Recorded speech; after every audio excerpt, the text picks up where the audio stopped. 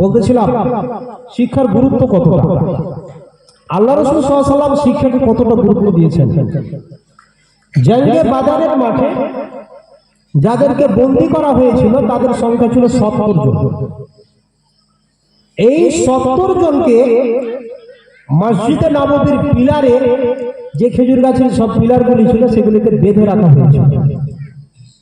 আল্লাহ রাসূল সাল্লাল্লাহু আলাইহি ওয়াসাল্লাম যখন ফজরের নামাজ পড়তে যাচ্ছেন, তো পিলারে যে তাদেরকে বেঁধে রাখা হয়েছে, রাসূল সাল্লাল্লাহু আলাইহি ওয়াসাল্লাম তাদেরকে দেখছেন আর কাঁদছেন, আহারে এরা যেন কত কষ্ট পেয়েছে।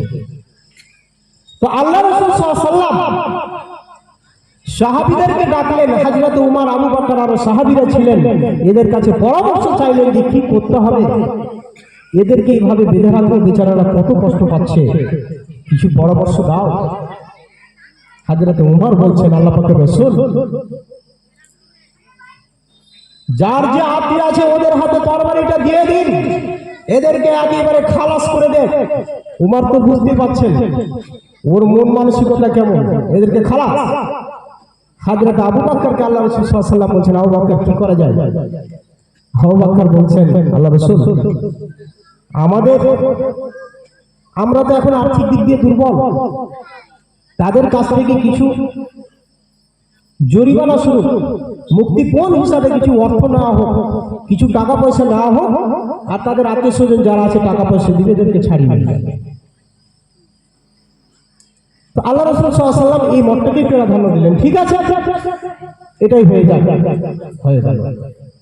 আল্লাহ নবী বলে দিলেন, তোমাদের আত্মীয় যারা আছে তাদেরকে দিকে পাঠাও। প্রত্যেকের আত্মীয় আসলেন, আসার পরে যেভাবে যেটা নেওয়ার সেটা নেওয়ার পরে তাদেরকে ছেড়ে দেওয়া হলো। কিছু লোক কিন্তু এখনো থেকে যায়। আল্লাহ রাসূল সাল্লাল্লাহু আলাইহি ওয়াসাল্লাম বলছেন, তোমাদের কি কেউ নেই? আল্লাহ রাসূল, আমরা তো খুবই গরিব, দেওয়ার মতো কিছু নেই। আল্লাহ রাসূল সাল্লাল্লাহু আলাইহি ওয়াসাল্লাম সেদিন বলেছিলেন, তোমরা কি শিক্ষিত? বলছে হ্যাঁ। তাহলে আমার সাহাবীদের ভিতরে যারা অশিক্ষিত রয়েছে এদেরকে তোমরা শিখিয়ে দাও, এইটাই হচ্ছে তোমাদের মুক্তিপণ। 2-4-10 দিন বা 1 মাস 2 মাস যাই হোক, এদেরকে শিক্ষা দেওয়ার পরে মুক্তিপণ এটাই তোমাদের, তোমরা তারপরে বাড়ি চলে যাবে। আপনাকে বলতে চাইছি যে একজন শিক্ষিত মানুষ সে তার মুক্তিপণ হিসাবে শিক্ষায় কাজে লেগে যাচ্ছে। আল্লাহ রাসূল সাল্লাল্লাহু আলাইহি ওয়াসাল্লাম শিক্ষাকে কতটা গুরুত্ব দিয়েছেন দেখুন। বন্ধুগণ আমার, আল্লাহর নবী সাল্লাল্লাহু আলাইহি ওয়াসাল্লামকে একজন মহিলা এসে বলছেন, হে আল্লাহ পাকের রাসূল, আমার নাফসটা আপনার জন্য হেবা করে দিলাম। ওয়াহাবতুল্লাহ নাফসি, আল্লাহ পাকের রাসূল, আপনার জন্য আমার নাফসকে হেবা করে দিলাম। আল্লাহ রাসূল সাল্লাল্লাহু আলাইহি ওয়াসাল্লাম আপনি দেখলেন, দেখার পরে যেন চুপ করে আছেন। অন্যজন সাহাবী বলছেন, আল্লাহ পাকের রাসূল, আপনার প্রয়োজন না থাকলে আপনি বলুন না, আমি তাকে বিবাহ করে নিব। আল্লাহ রাসূল বলছেন, তোমার কাছে মোহরের মতো কি আছে? সাহাবী বলছেন, আল্লাহ পাকের রাসূল, মোহর দেওয়ার মতো তেমন কিছু নেই। আমি তো যে কাপড়টি পরিধান করে আছি, একটি মাত্র লুঙ্গি, যদি এটাকে দিয়ে দিই তাহলে তো আমি উলঙ্গ হয়ে যাব। এটার অর্ধেকটা দিলেও তো কিন্তু আমি পড়ে থাকতে পাবো না। আল্লাহর নবী বলছেন, তুমি বাড়ি যাও, বাড়ি গিয়ে দেখো তো তুমি কিছু পাও কিনা। একটা লোহার আংটিও যদি হয়, একটা তামার যদি আংটি হয়, তবু তুমি নিয়ে এসো, মোহরানা হিসাবে সেটা দিয়ে দেওয়া হবে। হে আল্লাহ পাকের রাসূল, আমার বাড়িতেও কিছু নাই। আল্লাহর নবী বলছেন, ও সাহাবী শুনো রে, তোমার বাড়িতেও তো কিছু নাই, এখন কি করতে হবে বলো তো? তোমার কি এই সূরাগুলো মুখস্থ আছে? আল্লাহ রাসূলকে বলছেন, আল্লাহ পাকের রাসূল, আমার মুখস্থ আছে। আল্লাহর নবী বললেন, তোমার এই বিবিকে এইগুলি তুমি শিখিয়ে দেবে, মোহরানা হিসাবে এটাই যেন কাজে লেগে যাবে। সুবহানাল্লাহ। দেখো শিক্ষার গুরুত্ব কতটা। মোহরানা হিসাবে আপনার শিক্ষা ব্যবহার হচ্ছে, আছেন কোথায় গো? মোহরানা হিসাবে শিক্ষা কাজে লেগে যাচ্ছে। কিন্তু আজকে আমরা এই শিক্ষা থেকে অনেক অনেক দূরে সরে রয়েছি। এই শিক্ষা থেকে অনেক দূরে আমরা সরে রয়েছি। এই শিক্ষা থেকে অনেক দূরে। শিক্ষার এত লাভ, আপনি কি শুধু বলছেন যে এই শিক্ষা করলে আমাদের শুধু দুনিয়াতে লাভ? জিনা, দুনিয়া আখিরাত দুটোতে লাভ। এটা এমনই একটা শিক্ষা।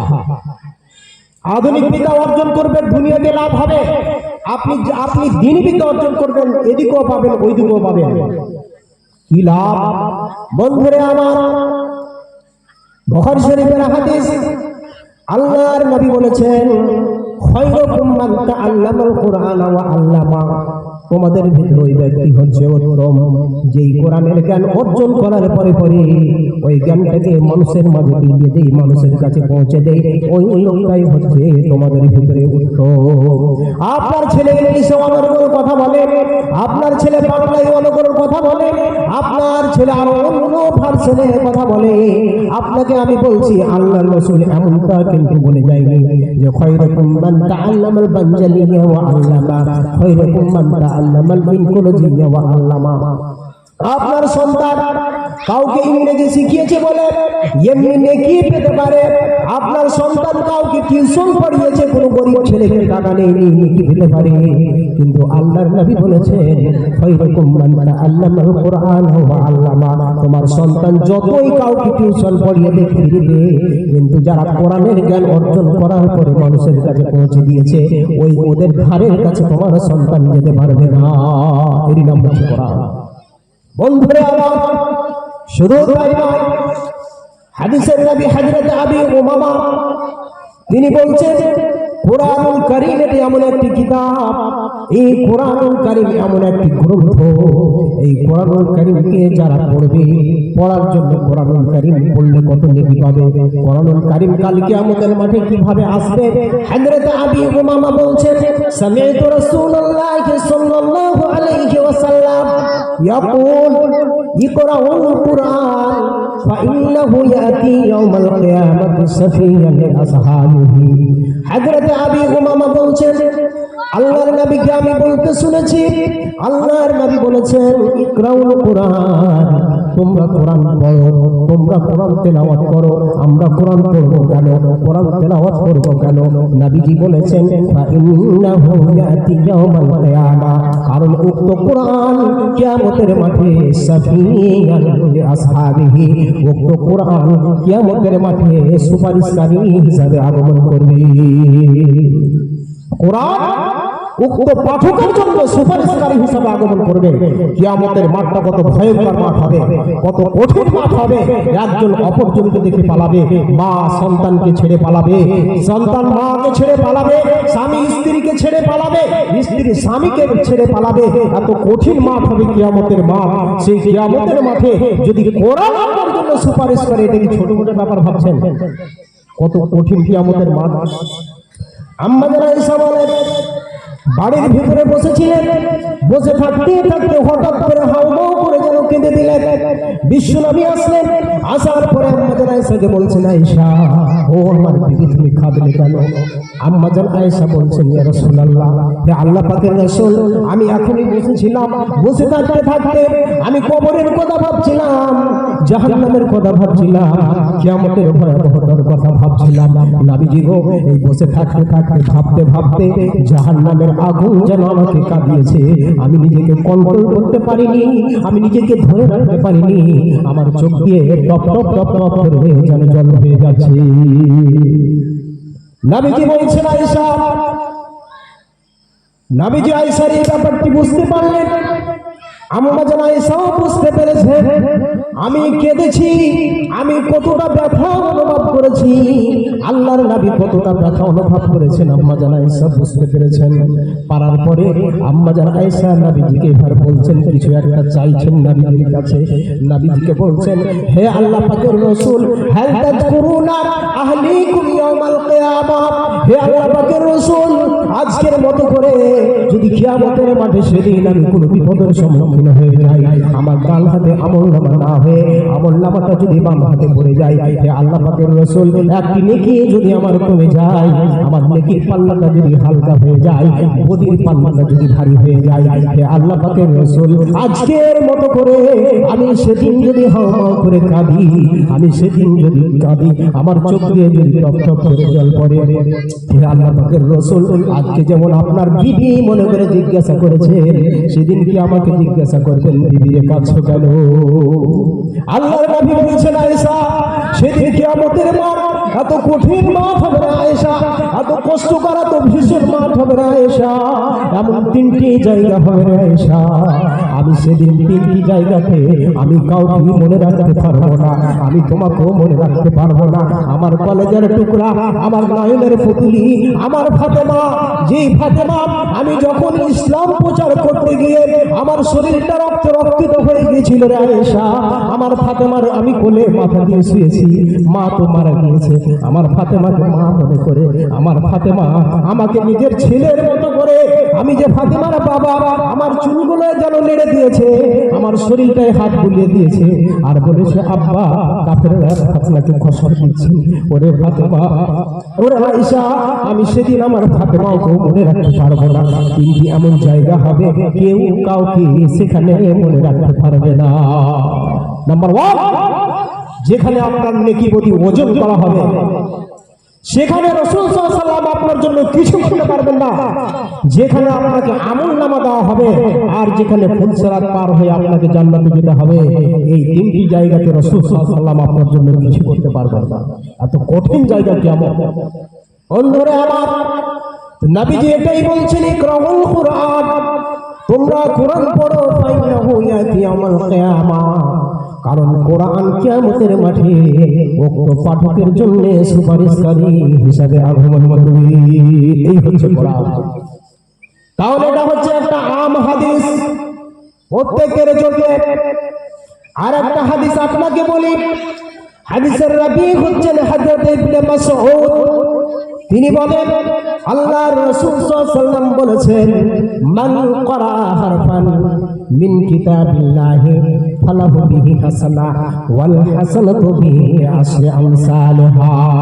আল্লাহর নবী বলেন, কোন ব্যক্তি যদি আল্লাহর কিতাব কালামুল্লাহ থেকে, কোরআনুল কারীম থেকে যদি একটি হারফ যদি পড়ে, নবীজি বলেছেন তাহলে তাকে একটি হারফের জন্য একটি নয়, একটি নেকি যদিও দেওয়া হয়, নবীজি বলছেন সেটাই একটি নেকি নয়, সেটা হচ্ছে 10টি নেকির সমান।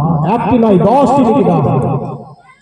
তারপরে নবীজি বলছেন, লা আকুল, আমি এটা বলছি না আলিফ লাম মিম হারফুন, আমি এটা বলছি না আলিফ লাম মিম এটা একটা হারফ, ওয়ালাকিন আমি এটা বলতেছি আলিফুন হারফুন ওয়া লামুন হারফুন ওয়া মিমুন হারফুন। নবীজি বলছেন আলিফ হচ্ছে একটা হারফ, লাম হচ্ছে একটি হারফ, মিম হচ্ছে একটি হারফ। কোন মানুষ যদি এই তিনটি হারফ যদি পড়ে, নবীজি বলেছেন তাকে এক এক করে 3 10 30 নেকি দেওয়া হবে। বলবো সুবহানাল্লাহ। 3 10 30 নেকি আপনাকে দেওয়া হবে। 30 নেকি আপনি পেয়ে যাবেন যদি আপনি এইভাবে করে কোরআন তেলাওয়াত করেন। তাহলে বন্ধুরা আমার, কোরআনকে আপনি মনে করছেন এটা কি শুধু ফজিলতের কিতাব? কোরআন কি শুধু আপনাকে নেকির জন্য কোরআন এসেছে? জি না, কোরআন হচ্ছে কমপ্লিট কোড অফ লাইফ। এই কোরআন এসেছে, এটা হচ্ছে মানবতার সমাধান, এটা হচ্ছে আপনার গাইডবুক, আপনাকে পরিচালিত করবে এই কোরআন। যত রকমের সমস্যা রয়েছে সমস্ত কিছুর সমাধান দিতে পারে এই কোরআন। আসুন সূরাতুল ইব্রাহিম, আমার আল্লাহ বলছেন, আলিফ লাম রা, কিতাবুন আনজালনাহু ইলাইকা লিতুখরিজান নাসা মিনাজ যুলুমাতি ইলান নূর।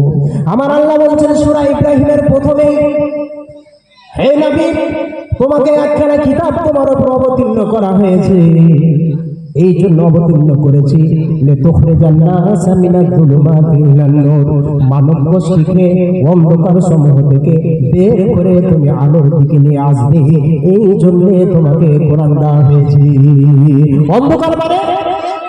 অন্ধকার মানে হচ্ছে মানুষ জুয়াতে ডুবে রয়েছে, মানুষ নেশায় ডুবে রয়েছে, মানুষ আইয়ামে জাহেলিয়াতের যুগে নারীদেরকে জিন্দায় দাফন করে দেওয়া হতো।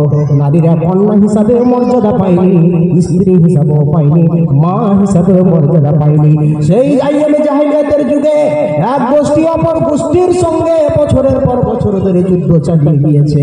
এত রকমের অন্ধকার, এই অন্ধকার থেকে নবীজি বলছেন তোমাকে আলোর দিকে মানুষদেরকে নিয়ে আসতে হবে, এই জন্য তোমাকে একখানা কিতাব দেওয়া হয়েছে।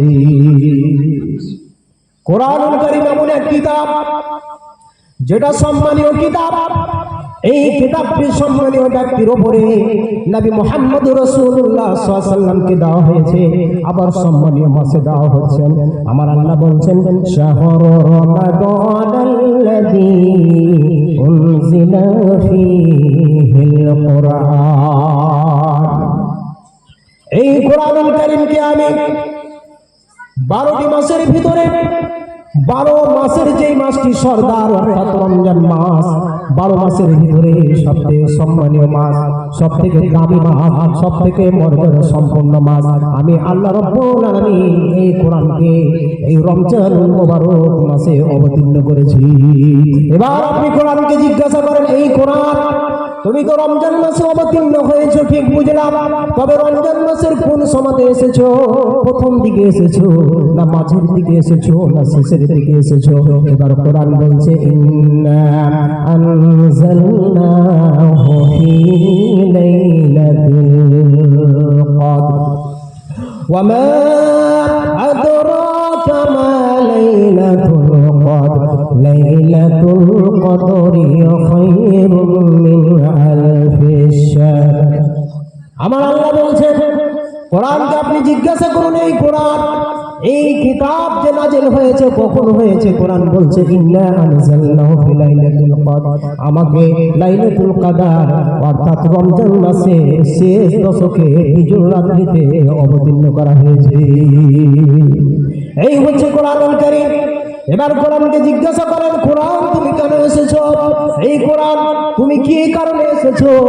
কোরআনের জন্য এসেছে হুদাল লিন্নাসি ওয়া বাইয়িনাতিন মিনাল হুদা ওয়াল ফুরকান। এই কোরআন এসেছে মানুষকে হিদায়াত দেওয়ার জন্য, মানুষকে সঠিক পথ দেওয়ার জন্য এসেছে। এই কোরআন শুধু মুসলিমদের সঠিক পথ দেখাবার জন্য আসেনি, হুদাল লিন্নাস ব্যবহার হয়েছে, তার মানে সমগ্র মানুষের জন্য কোরআন হিদায়াত সঠিক পথ দেওয়ার জন্য এসেছে। বন্ধুরা আমার, এই কোরআনুল কারীম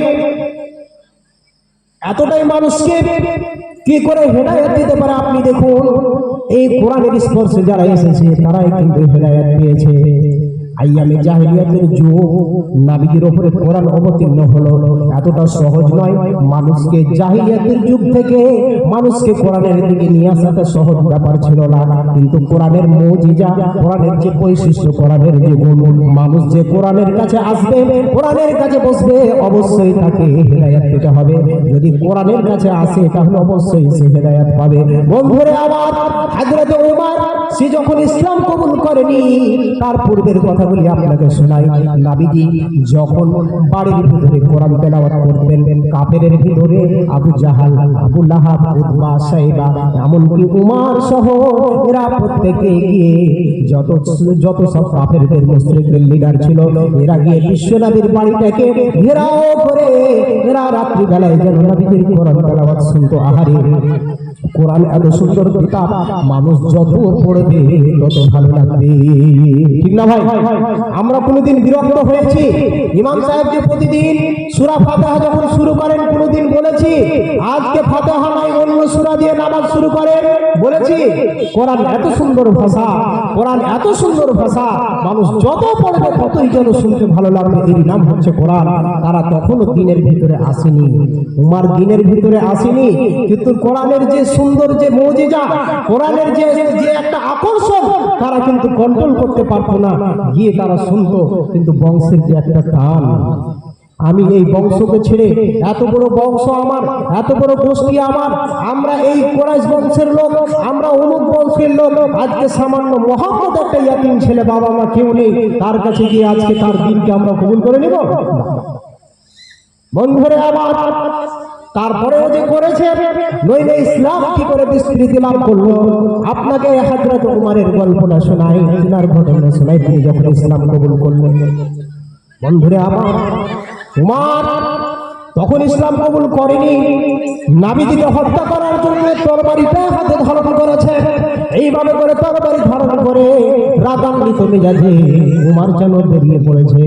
যেতে যেতে যেতে যেতে যেতে যেতে কোনো এক বন্ধুর সাথে দেখা হয়। বন্ধু দেখা মাত্রই বলে উমর যাবে কোথায়? উমরের হাতে তরবারি, মানে বুঝতেই পারছেন উমর কেমন। উমার যাবে কোথায়? উমার যাবে কোথায়? উমার বলছে আজ আর মোহাম্মদকে পৃথিবীতে টিকিয়ে রাখবো না, মোহাম্মদের মাথাটাকে দেহ থেকে আলাদা করে দেব, মোহাম্মদকে দুনিয়া থেকে বিদায় করে দেব। এই জন্যই নিয়াত করে আজকে তরবারি খানা নিয়ে বেরিয়েছি। বন্ধু বলছে উমার তুমি মোহাম্মদের মাথাটা হত্যা করতে যাবে, ঠিক আছে, মোহাম্মদকে দুনিয়া থেকে বিদায় করে দিবে, ঠিক আছে, তবে একটা কথা কি জেনে রেখেছো, একটা কথা কি তোমার মগজে আছে, তুমি কি খবর জানো না তোমার বোন আর তোমার ভগ্নিপতি তুমি যেই উমারকে হত্যা করার জন্য যাবে ওই উমারের দিনকে তারা কিন্তু কবুল করে নিয়েছে। উমার যাচ্ছিল ওই দিকে, ঘুরে গেল এই দিকে, কারণ বাড়ির ভিতরে যে সাপ লুকিয়ে আছে গো। এখন কি করবে হযরত উমর রাদিয়াল্লাহু আনহু? এখন রাগান্বিত হয়ে ওইদিকে যাচ্ছিলেন, এবার বোনের বাড়ির দিকে যাচ্ছে, এক পা দুপা করে বোনের বাড়ির দিকে গিয়েছে। দরজার কাছেই যখন গিয়েছিল তো উমর এর আওয়াজ শোনা মাত্রই বোন বুঝে ফেলেছে দাদা আসছে। কারণ হযরত উমর এমনই একজন মানুষ ছিলেন যাকে দেখে শয়তানও পালাতো। আরবের মাটিতে আমাদের মা বোনেরা বাচ্চাদের ঘুম দেওয়ার সময় আমরা বলি না বাঘ আসছে ঘুমিয়ে যাও, কি বলি না? তার মানে বাঘ হিংস্র প্রাণী, পশুদের রাজা হচ্ছে বাঘ। এই হিংস্র প্রাণী বাঘের ভয় দেখে বাচ্চাদের আমরা ঘুম দিই। সেই সময় বাচ্চাদের ঘুম দেওয়া হতো, ঘুমাও না, উমার আসছে। মানে উমারের কথা বললে বাচ্চারা বুঝে নিত যে ব্যাপার খারাপ, এখন ঘুমাইতে হবে, উপায় নেই। কত ডেঞ্জারাস ছিলেন উমার। উমার এবার বাড়ির গেটের কাছে চলে এসেছে, বোন ভগ্নিপতি বুঝতে পেরেছেন, তারা প্রশিক্ষণ নিচ্ছিলেন সে সময়। এমন সময় উমার বাড়ির ভিতরে কোনো করমে যাই যেভাবে ঢুকলেন, বাড়িতে ঢুকে গেলেন, বোন ভগ্নিপতির উপরে অত্যাচার করা হলো, তোমরা কি দিন কবুল করে নিয়েছো? করেছি। শেষে উমার অনুতপ্ত হয়ে বলছে বোন ওর ছেলে কি আপনি দেবে না? বোন বলছে দাদা যান অবশ্যই আপনাকে দেব। তখন তো কোরআন আকারে আপনার লেখা ছিল না, গাছের পাতায় লেখা ছিল, ছালে লেখা ছিল, আপনার চামড়ায় লেখা ছিল, এইভাবে করে লেখা ছিল। মানে বোন তখন হযরতে উমারকে আপনার এইভাবে করে যেন ওই যেটা পড়ছিলেন দিয়ে দিলেন। উমার যেন পেলেন আরবি ভাষা বুঝতো সে সময়, যেহেতু আরবি ভাষা তাদের যেটা পড়তে অসুবিধা ছিল না এবং অর্থ বুঝতেও যেন অসুবিধা হলো না। উমার সূরা তাহার আয়াতটি সে সময় পড়ছিলেন। আমার আল্লাহ বলছেন ইন্নানি আনাল্লাহু লা ইলাহা ইল্লা আনা ফা'বুদুনি ওয়া আকিমিস সালাতা লিযিকরি। উমর যখন এই আয়াতগুলি পড়লেন আমার আল্লাহ বলছেন নিশ্চয় ইন্নানি আনাল্লাহ, নিশ্চয় আমি হচ্ছি আল্লাহ, আমার ছাড়া পৃথিবীতে সত্য কোনো মাবুদ নেই। আর কি করবে? ওয়া আকিমিস সালাতা লিযিকরি, তোমরা আমার স্মরণে সালাত আদায় করবে, নামাজ কায়েম করবে। উমর এই আয়াত পড়ার পরে বুঝতে পেরেছে যে এখন এত সুন্দর একটি আয়াত, আমরা যে 360টা মূর্তির পূজা করি তাদের কাছে মাথা নত করি, কিন্তু আল্লাহ যে একজনের কথা বলেছেন আর তার কাছে মাথা নত করতে হবে, এত সুন্দর আয়াত। এবার উমর বলছেন বলতে বলতে আর দেরি নয়, আর দেরি নয়, চলো মুহাম্মদ কোথায় আছে, তোমাদের নবী কোথায় আছে, তাড়াতাড়ি করে নিয়ে চলো। এবার বিশ্ব নবীর কাছে বোন এবার উমারকে নিয়ে গেলেন। উমারকে দেখে সাহাবীরা যেন হতভম্ব হয়ে গেছেন, উমারের মতলব মনে হয় খারাপ।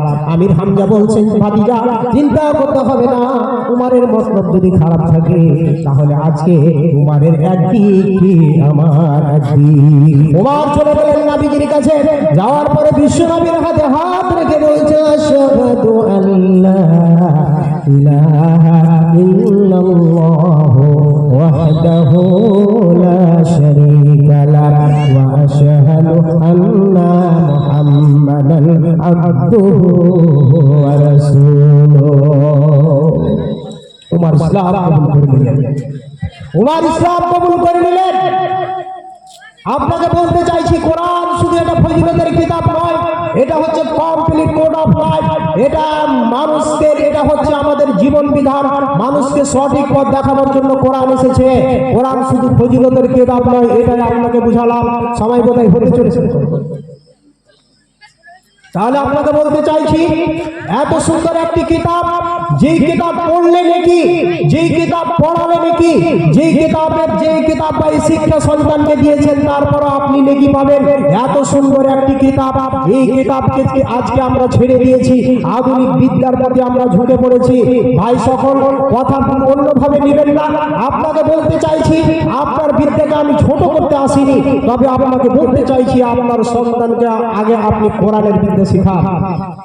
আগে কোরআনের জ্ঞান আপনার সন্তানের মধ্যে দিন। আপনি দ্বীনি বিদ্যাকে আপনার সন্তানকে দিন। যদি আপনার সন্তানকে দ্বীনি বিদ্যা যদি আপনি না দেন, তাহলে আপনার সন্তান যে নাস্তিক হয়ে যাবে, আপনার সন্তান নাস্তিক হয়ে যাবে। আপনি ভেবেছেন? পৃথিবীতে অনেক নাস্তিক বাস করে মুসলমানের ভিতরে, কারণ সে যে ছোটবেলা থেকে ইংলিশ মিডিয়ামে পড়েছে।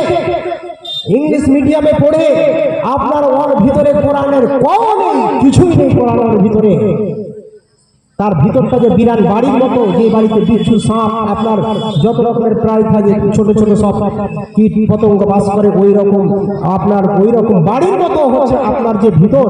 কারণ যার ভিতরে কোরআন নেই, তার ভিতরে কিছুই নেই। তো আপনার সন্তানকে কোরআন না দিয়ে যদি ওই দিকে শিখান, আপনার ছেলে কি হবে?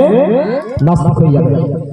আমি যখন 2008 সালে ক্লাস 11-এ পড়ি, আমাকে একদিন এক মাস্টার সাহেব, উনি হলেন জিওগ্রাফির মাস্টার, তো উনি মাঝে মাঝে বিভিন্ন রকমের কোশ্চেন করে ফেলতেন। তো উনি যখনই কোশ্চেন করতেন, তখন কিছু আমাকে ভয় লেগে যেত যে কি কোশ্চেন করবে রে বাবা। তো আমাকে লাতি বলতো, আমি ওকে নানা বলতাম। একদিন হঠাৎ করে এসে বলছে, এভাবে হবে বলবি? নানা তো হবে বলবি? কি হলো নানা বলে? তোকে একটা কোশ্চেন জিজ্ঞাসা করবো। বলে, কোশ্চেন করছে আল্লাহ আছে? আমাকে কোশ্চেন করেছে আল্লাহ আছে। আমি এবার বলছি যে কেমন কথা কোশ্চেন করছেন নানা? আল্লাহ যে নাই, তো কেন কথাটা বললেন আপনি যে আল্লাহ আছে? যারে যারে দেখা যায় ওকে বিশ্বাস করবো কেন? যুক্তি দেখেন। আমি অনেক কিছু কথা বললাম, ওকে কিছু বুঝালাম, না ছোড়বাল্লা বুঝবে না। আপনি কি ভাবছেন আল্লাহর ক্ষমতা আছে? আপনি চিন্তা ভাবনা করেন না? পৃথিবী নিয়ে গবেষণা করে দেখেছেন মহান রব্বুল ইজ্জত আপনাকে কিভাবে বানিয়েছেন? আপনি নিজেকে নিয়ে একবার গবেষণা করে দেখেছেন? আপনাকে বলছি, আপনি নিজেকে নিয়ে একবার গবেষণা করুন, আপনার এই দেহ কি করে আসলো। আল্লাহ বলছেন কোরআনুল কারীমের ভিতরে, আল্লাহ পাক বলেন, هل ينظر الإنسان مما خلق من ماء دافق يخرج من بين الصلب والترائب। আল্লাহ রাব্বুল আলামিন বলছেন, বান্দা কি ভেবে দেখে না, তার ভাবনার দৃষ্টি দিয়ে দৃষ্টিপাত করে না, তাদেরকে কোথা থেকে সৃষ্টি করা হয়েছে। আল্লাহ বলছেন, বান্দারে তোদেরকে আশরাফুল মাখলুকাত করে বানিয়েছি, তার মানে এটা তোরা ভাবিস না যে তোদেরকে খুবই দামি জিনিস দিয়ে সৃষ্টি করা হয়েছে। আল্লাহ বলছেন, ফালিয়ানজুরিল ইনসানু মিম্মা খুলিকা মিন মাইন দাফিক, তোদেরকে এক ফোঁটা পানি দিয়ে সৃষ্টি করা হয়েছে। ইয়াখরুজু মিন বাইনিস সুলবি ওয়াত তারাইব, আর ওই পানিটা পুরুষদের পৃষ্ঠদেশ হতে সবেগে নির্গত হয়। এমন এক ফোঁটা পানি দিয়ে যখন স্বামী স্ত্রী মিলামেশা হয়, সেই সময় পানিটা নির্গত হয়, গতিবেগে বেরিয়ে আসে। আল্লাহ বলছেন, ওই রকম এক ফোঁটা পানি দিয়ে আমি তোরে বানিয়েছি। বান্দা, তোর মায়ের রেহমে তোকে দিয়ে দিলাম, আস্তে আস্তে আস্তে আস্তে করে 40 দিন হলো তুই এইভাবে করে একটা রক্তের টুকরাই থাকলি, মাংসের টুকরাই থাকলি, তারপরে আরো 40 দিন হলো, তারপরে তোর এইভাবে বডি দিলাম। তোর ভিতরে যখন 43 হয়ে গেল, বান্দারে আমি রুহু মুখে দিলাম। আপনি বলেন তো দেখি, মায়ের পেটের ভিতরে রুহু চলে এসেছে, খাওয়ারের ব্যবস্থা করেছে কি? কে খাওয়ারের ব্যবস্থা করেছে? পৃথিবীর কোন বৈজ্ঞানিক, পৃথিবীর কোন খাদ্যমন্ত্রী কে করেছেন ভাই? আল্লাহ। আল্লাহ খাওয়ারের ব্যবস্থা করেছেন, আল্লাহ অক্সিজেনের ব্যবস্থা করেছেন, সমস্ত কিছুর ব্যবস্থা আল্লাহ পাক সেখানে করে দিয়েছেন। আপনি অবাক হবেন, পৃথিবীতে যত ধরনের লাইট আছে, কোন অন্ধ মানুষকে যদি দিয়ে দেওয়া হয় আলো পাবে? পাবে না। আল্লাহ বলছেন, বান্দারে আমার, তুই একবার তোর দেহের দিকে তাকিয়ে দেখ, একবার তোর শরীরের দিকে তাকিয়ে দেখ, একবার তোর বডির দিকে তাকিয়ে দেখ। আমি আল্লাহ পাক তোকে কত সুন্দর করে বানিয়েছি, যেখানে যেটা নিয়ামত দেওয়ার সেটা আমি তোকে দিয়েছি। বান্দা, মায়ের পেট থেকে তুই কেবল মাত্র এসেছিস। বান্দারে, আমি তোকে দুটো টস দিয়েছি। বান্দা, তোকে যাতে ব্যাটারিও লাগবে না, যাতে চার্জ করতে হবে না। বান্দা একবার মাথাটা উপর দিকে কর, এখান থেকে কোটি কোটি মাইল দূরে সূর্য রয়েছে, আকাশ রয়েছে। বান্দারে একবার তাকাবি, আমার তোর দৃষ্টি শক্তি আকাশ পর্যন্ত চলে যাবে। একবার জোরে করে বলেন আল্লাহু আকবার। এই মহান রব্বুল আলামিন এত সুন্দর করে আপনাকে বানিয়েছেন, যার দৃষ্টি শক্তি একেবারে আকাশ পর্যন্ত চলে যাবে। আল্লাহ বলছেন বান্দা তুই আমাকে কোশ্চেন করছিস, আমাকে চিনতে পারছিস না আল্লাহ আছে কিনা। আল্লাহ রাব্বুল আলামিন বলছেন বান্দারে আকাশের দিকে দেখ, জমিনের দিকে দেখ, এই জমিনের ভিতরে কত রকমের ফল ফলাদি আমি জমি থেকে ঘুরে দিই। বান্দা কোথায় ধান হবে, কোথায় ভুট্টা হবে, কোথায় কলাই হবে, কোথায় গম হবে, তারপরে আম হবে। আমের ভিতরে অনেক রকমের আম, প্রত্যেকের স্বাদ আলাদা, ভিন্ন রকম স্বাদের আমি আম দিয়েছি। আপেল খাবি আলাদা স্বাদ পাবি, খেজুর খাবি আলাদা স্বাদ পাবি। আমের ভিতরে যে আম খাবি, লঙ্কা খাবি আলাদা স্বাদ পাবি, ফজলি খাবি আলাদা স্বাদ পাবি। বান্দা বল আমার জমিকে এত সুন্দর করে আমি বানিয়েছি রে বান্দা, যত রকমের ফল আছে প্রত্যেকটার স্বাদ আলাদা। তুই আমার শুকরিয়া আদায় করবি না তো কার করবি? বন্ধু এবার নানাকে বলছি, নানা এত কিছু বললেও বুঝবে না নানা, কেন যে নানাকে এখন দেখাতে হবে যে আল্লাহকে দেখা যাচ্ছে। আমি বললাম নানা আপনার বাবাকে। নানা বলছে কেন ওটা আমার বাবা? আপনার বাবা যে ওটা, এর প্রমাণ কি আছে? আপনি কি দেখেছিলেন? হতে তো পারে নাউজুবিল্লাহ আপনার আম্মা আপনার বাবার সাথে নাই অন্য কারোর সাথে সম্পর্ক করে আপনাকে নিয়ে এসেছে, এটা তো হতে পারে কি পারে না? জি ভাই কি বলেন, পারে কি পারে না? অবশ্যই পারে। আপনার বাবার সাথে আপনার মায়ের সংমিশ্রণ হয়েছে এটা ঠিক, কিন্তু আপনি কি দেখেছিলেন সেদিন? না। তারপরে আপনি মেনে নিয়েছেন ওটা আমার বাবা, কারণ মা বলেছে। আল্লাহ বলছেন বান্দা আমাকে বিশ্বাস করতে পারছিস না, সারা পৃথিবী এত নিয়ামত দিলাম, তোর দেহে এত নিয়ামত দিলাম, তোকে যদি আমি অন্ধ বানাতাম কিছু দেখতে পাতিস না বান্দা। তোকে যদি তোর ব্রেন শক্তি যদি না দিতাম বান্দা, পৃথিবীতে তুই বিবেচনা করতে পারতিস না ভালো মন্দ, বিবেক না দিলে তুই পার্থক্য করতে পারতিস না। এত কিছু তোকে দিয়েছি, তোকে আমি ক্লিয়ার করার রাস্তা দিয়েছি বান্দা। তোর পেশাবটা একবার যদি বন্ধ করে দিই, ব্যাঙের মতন লাফাবি, তুই ব্যাঙের মতন লাফাবি, চিৎকার করবি, আনলোড করার জায়গা পাবি না, অপারেশন করে আনলোড করতে হবে। এত নিয়ামত দিয়েছি বান্দা, তুই আমাকে খুঁজে পাচ্ছিস না। বন্ধুগণ তো বলতেছিলাম মহান রব্বুল ইজ্জত আমাদেরকে এত সুন্দর করে বানিয়েছেন, এত কিছু আমাদেরকে দিয়েছেন, আমাদেরকে কোরআনুল কারীম দিয়েছেন। এই কিতাব আমাদেরকে পড়তে হবে, আমাদের জ্ঞান চক্ষু খুলে যাবে। কিন্তু আজকে বর্তমানে মুসলমান এই শিক্ষা থেকে পিছিয়ে রয়েছে। কেন কেন? এরও কিছু কারণ রয়েছে। কয়েকটা কারণ বলে শেষ করে দিব, মনে হয় বক্তা চলে এসেছেন কি চলে আসছে? ঠিক আছে, তো বলতেছিলাম যে এই বিদ্যা, এই শিক্ষা আজকে আমরা কোরআনের জ্ঞান অর্জন করতে আগ্রহ প্রকাশ করছি না। তার মেনলি কারণ হচ্ছে শিক্ষাকে আমরা পেশা হিসাবে গ্রহণ করেছি। জি ভাই বলেন তো, শিক্ষাকে পেশা হিসাবে যদি গ্রহণ না করি, আপনি আপনার সন্তানকে স্কুলে ভর্তি করেছেন, ইংলিশ মিডিয়ামে ভর্তি করেছেন, সন্তানের পিছনে মাসে 10,000, 12,000, 15, 20,000 করে আপনি খরচ করে যাচ্ছেন। সন্তানের পিছনে আপনার টার্গেট কি, লক্ষ্য উদ্দেশ্য কি? আমার সন্তান লেখাপড়া করবে, চাকরি পাবে, মোটা অঙ্কের একটা মাসে বেতন পাবো, ঠিক না? এই হচ্ছে আপনার লক্ষ্য উদ্দেশ্য। কারণ উদ্দেশ্যবিহীন কোনো কাজ সফল হতে পারে না, কোনো কাজ সম্পূর্ণ হতে পারে না। এই হচ্ছে আমাদের উদ্দেশ্য। কেন উদ্দেশ্য? দেখুন, আপনি যখন মাস্টার ডিগ্রি কমপ্লিট করার পরে এসে বাড়িতে বসে আছেন, আপনার বাবা প্রতিদিন চায়ের দোকানে যায় আর গল্প করে, ছেলেটাকে নিয়ে বিশাল টেনশনে আছে। কেন, কি হয়েছে? লেখাপড়া শেষ হয়ে গেল, চাকরি বাকরি হচ্ছে না, কি যে করবে? এই যে আপনার বাবা টেনশন করছে। এত টাকা খরচ করে আপনাকে পড়িয়েছে, বাবা তো টেনশন করবে। কিন্তু কি বিদ্যা পড়িয়েছে? অন্ধ বিদ্যা। এখন অন্ধ আছে যে আপনার ছেলে, কারণ আল্লাহ তো বলছেন, আমি বলিনি, হে নবী বলে দাও হালিয়াস্তাবিল আমা ওয়াল বসীর, চক্ষুওয়ালা আর যার চক্ষু নেই এরা কোনোদিন সমান হতে পারে না।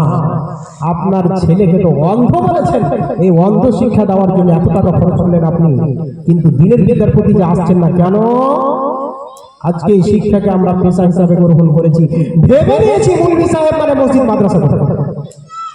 আর মসজিদ মাদ্রাসার যে অবস্থা, আমরা যা বেতন দিই না ইমামদের, আজকে দুঃখ লাগে মসজিদের ইমাম সাহেবের আজকে আমাদের যা বেতন 5,000, 6,000, 7,000, 8,000, বেশি হলে 10,000। কি ভাবছেন, বুঝতে পারছেন কথাকে ভুল বলছি আমি? তাহলে 10,000 টাকা বেতনে আপনি যদি মৌলভী সাহেব বানান, আপনার ছেলেকে 10,000 টাকা বেতনে হয় মাদ্রাসায় চাকরি করবে অথবা মসজিদে চাকরি করবে, তা আপনি তো সন্তুষ্ট হতে পারছেন না, কারণ ও নিজের সন্তান সন্ততি নিয়ে খাবে না আমাকে কিছু দেবে না। এই দিনটা পড়ানো যাবে না, কারণ ওই যে পেশা হিসাবে গ্রহণ করছেন। আপনার ছেলেকে মৌলভী করতেই হবে বলেছে, আপনার ছেলেকে কোরআনের দ্বীনি বিদ্যা, দ্বীনি জ্ঞান আপনার ছেলেকে শিখাতেই হবে, এই বিদ্যা আপনার ছেলেকে দিতেই হবে, এটা যে ফরজ। যেমন কোনো মানুষ নামাজ যদি ছেড়ে দেয় যেমন গুনাহ হবে, তেমন ফরজ বিধান শিক্ষাকে যদি ছেড়ে দেয় তবে তো গুনাহ হবে। আপনি শিক্ষাকে পেশা হিসাবে কেন গ্রহণ করবেন? এটা আপনার দায়িত্ব, বাবা হিসাবে আপনার ছেলেকে মাদ্রাসায় ভর্তি করে আসতে হবে, আপনার ছেলেকে মক্তবে পড়াতে হবে। আপনি আপনার ছেলেকে স্কুলে পড়ান, অসুবিধা নেই, কিন্তু আপনার ছেলেকে শুধু স্কুলে পড়াবেন, বললাম যে নাস্তিক হবে। আজকে বর্তমানে মসজিদ কমিটি, মাদ্রাসা কমিটি বর্তমানে ইমাম সাহেবদের, আলেমদের উপযুক্ত মাইনে দেয় না, তাদেরকে উপযুক্ত সম্মান করে না বলে আজকে মানুষের আগ্রহ বাড়ে না শিক্ষার প্রতি। আপনাকে আমি বলে দিচ্ছি, যদি আজ থেকে আপনি লিখে নেন, যদি আমাদের এই যে 2012 সালে যে ভাতা একটা ইমামদের দেওয়া হয়, আপনারা জানেন তো নাকি? মমতা আমাদের মুখ্যমন্ত্রী, তিনি 2012 সালে এপ্রিল মাস থেকে একটা ভাতা চালু করেছেন, ইমাম ভাতা। সেটা 2,500 ছিল, কিছুদিন থেকে 3,000 করা হয়েছে। মানুষ কত নিমখারাম, অনেক প্রমাণ আছে আমার কাছে। ইমাম সাহেব 10 বছর ধরে ইমামতি করছেন, কিন্তু ওর যে গলিতে মসজিদ ওর বাবা দান করে গেছে, মানে ও মরণ, ও নিজে ইমাম, জীবনে কোনোদিন শুক্রবার ছাড়া নামাজি পড়তে আসে না। ও ইমামের খাতাতে নাম লিখিয়েছে, ওর বাবাকে মুয়াজ্জিনের খাতাতে নাম লিখিয়েছে। পয়সার লোভটা দেখুন, আপনাকে দেখাচ্ছি পয়সার লোভ। সামান্য 3,000, 2,500 টাকার লোভে জাতি সামলাতে পারে না। আরে হক তো ছিল ইমাম সাহেবের, আপনি ওর হক থেকে বঞ্চিত করে দেন, আপনি কোন বিবেকে করলেন? আপনি কি সেই ইমামের যোগ্য না? আপনি কেন করলেন? ওই যে পয়সার একটা লোভ। বর্তমানে যদি একজন ইমামকে সেই সরকারি ভাবে যদি আমি বলছি ইকবাল হোসেন 20,000 টাকা যদি বেতন দেই, তাহলে আপনি আপনার ছেলেকে আর ইংলিশ মিডিয়ামে পড়াবেন না। আপনি কথাটা লিখে নেন, যদি এটা হয়ে যায়, যদি হয়ে যায় আপনার তরফ থেকে যদি করে দেয় কেউ, তাহলে দেখবেন আপনি আপনার ছেলেকে ইংলিশ মিডিয়াম থেকে টেনে আপনি মাদ্রাসায় ভর্তি করবেন। কেন? মাদ্রাসায় ভর্তি করে ইংলিশ মিডিয়ামে পড়িয়ে বছরে, মাসে যা খরচ হয় মাদ্রাসায় পড়ালে সেই খরচটা বছরে হবে। 1 মাসের খরচ 1 বছরে কাটা। কোনো ডোনেশন লাগবে না, ঘুষ দিতে হবে না, কিছুই দিতে হবে না। মসজিদ একটা বানিয়ে দিব, ছেলে চাকরি পাবে মাসে 20,000। আর কি অসুবিধা আছে? নামাজ তো পড়তেই হয়, এমনিতেই পড়বে, এখন পড়িয়ে দিবে, বাস পেয়ে যাবে। 1 নম্বর কারণ। 2 নম্বর কারণ হচ্ছে আজকে ইমাম সাহেব আলেমদেরকে আমরা মনে করি চাকর। আপনি ওকে নামে মাত্র ইমাম করে রেখেছেন, কিন্তু আপনি ইমামের মর্যাদা তাকে দিচ্ছেন না। একজন সাধারণ মূর্খ গাওয়ার লোক মসজিদে জীবনে ঢুকে না, জুমার দিন ঢুকে গিয়ে ইমাম সাহেবকে আঙ্গুল দেখিয়ে বলছে, ইমাম সাহেব আজকে কি মসজিদ ঝাড় দেননি? আপনি কি ইমামকে ঝাড়ুদার রেখেছেন? ইমাম সাহেব ঝাড় দিয়ে দিবে নাকি কাজ? ইমাম সাহেবেরা দেন, কিন্তু আপনাকে অধিকারটা কে দিল ইমাম সাহেবকে আঙুল নিচে কথা বলার? উনি যে আপনার ইমাম, বরং ইমাম সাহেব আপনাকে বলতে পারতেন এই জায়গাটা আপনি একটু পরিষ্কার করে দেন, আপনার কি নেকির প্রয়োজন নেই? আপনি কেন সেই জায়গাটা পরিষ্কার না করে আপনি ইমামের দিকে আঙুল উঠালেন? মানুষ আজকে এই সমস্ত কিছু দেখছে। এই সমস্ত কিছু মানুষ দেখার পরে মানুষের এই বিদ্যার প্রতি আগ্রহ কমে যাচ্ছে, অনীহা প্রকাশ করছে মানুষ আজকে যে এই বিদ্যা আমরা শিখাবো না। আগে একটা কথা বলেছি, বিদ্যাকে পেশা হিসাবে গ্রহণ করতে হবে না, বিদ্যাকে আপনি ফরজ করেছে আল্লাহ রসুল, এই বিদ্যাকে আপনি ফরজ হিসাবে গ্রহণ করুন। যতটুকু প্রয়োজন রয়েছে দৈনন্দিন জীবনে আপনার সন্তানকে, আপনার সন্ততিকে দৈনন্দিন জীবনে চলার জন্য হালাল হারাম বিবেচনা করা, কোনটা সুদ, কোনটা ঘুষ, কোনটা সঠিক, কোনটা বেঠিক, এই বিবেচনা করা, কিভাবে নামাজ পড়তে হবে ইত্যাদি দৈনন্দিন জীবনে একটা সঠিক পথে চলার জন্য যতটুকু দরকার কম করে আপনার সন্তানকে যেভাবে হোক সেই শিক্ষাটুকু আপনাকে দিতে হবে। যদি আপনি ওই শিক্ষা আপনার সন্তানকে না দিয়ে, তাহলে কিয়ামতের মাঠে আপনি সেদিন ধরা পড়ে যাবেন। কিয়ামতের মাঠে আপনাকে সেদিন জবাবদাহি করতে হবে, আপনি কেন আপনার সন্তানকে কোরআনের জ্ঞান শিখাননি। যাই হোক, বক্তা সাহেব পিছনে চলে এসেছেন, আমি আর বেশি কিছু বলছি না। যদি বলার মাধ্যমে ভাষাগত দিক দিয়ে কেউ কষ্ট পেয়ে থাকেন, নিজ ভাই বা নিজ সন্তান বলে ক্ষমা করবেন। আল্লাহর কাছে দোয়া করি, মাবুদ আমাদের প্রত্যেককেই আমরা যেন দ্বীনি জ্ঞান, এটা যে ফরজ, আমরা প্রত্যেককেই যেন এই জ্ঞান অর্জন করতে পারি। আল্লাহ আমাদের প্রত্যেকেই তৌফিক দান করে, সকলে বলে আমিন। হে রব্বুল আলামিন, আমরা যেন আলেম ওলামাদের, মসজিদের ইমাম সাহেবদের, মাদ্রাসার শিক্ষকদের আমরা যেন উপযুক্ত সম্মান করতে পারি। শুধু দোকানে বসে চা খেলিয়ে নয়, আসসালামু আলাইকুম বলে নয়, তাদেরকে উপযুক্ত সম্মানিত দিয়ে, উপযুক্ত বেতন দিয়ে আমরা তাদের যেন সম্মান করতে পারি। আল্লাহ আমাদের প্রত্যেকের এই রকম ক্ষমতা, এই রকম শক্তি, এই রকম মনোভাব, এই রকম চিন্তাধারা আমাদের ভিতরে যেন তৈরি করে দেন। সকলের উপর আমিন। এই বলে আমি আমার বক্তব্য ইতি করছি। প্রত্যেককেই আমাদেরকে মহান রব্বুল আলামিন সুস্থ রাখুক, ভালো রাখুক। আল্লাহ আমাদেরকে ভালো রাখুক, এই বলে বক্তব্য ইতি করছি। আসসালামু আলাইকুম ওয়া রাহমাতুল্লাহি ওয়া বারাকাতুহু।